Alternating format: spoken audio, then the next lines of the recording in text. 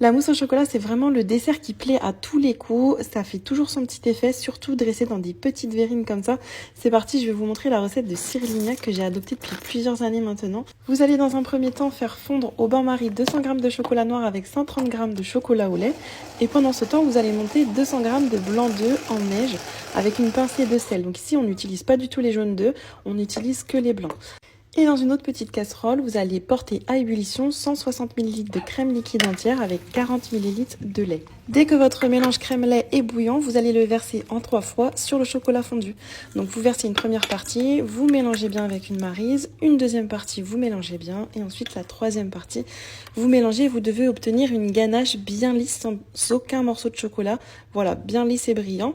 Et ensuite, il ne reste plus qu'à ajouter les blancs d'œufs. Donc vous les intégrez délicatement avec une maryse en faisant des mouvements circulaires comme ça.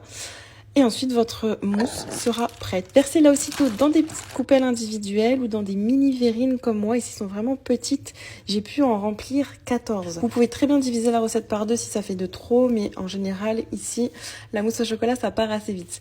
Vous les placez ensuite au réfrigérateur minimum 3-4 heures pour vraiment bien figer la mousse au chocolat. Et vous pouvez également dresser ça avec une petite chantilly par-dessus. Donc ici, c'est 100 ml de crème liquide entière avec une cuillère à soupe de mascarpone, un petit peu de vanille et 1 à 2 cuillères à soupe de sirop d'agave pour sucrer. Fouettez bien le tout jusqu'à avoir une belle chantilly et à l'aide d'une poche à douille avec une douille 1M par exemple comme ici, vous pouvez pocher votre chantilly par-dessus. Et voilà, décorez-les comme vous le souhaitez. Et n'hésitez pas à me faire un petit retour dans les commentaires quand vous aurez testé cette recette.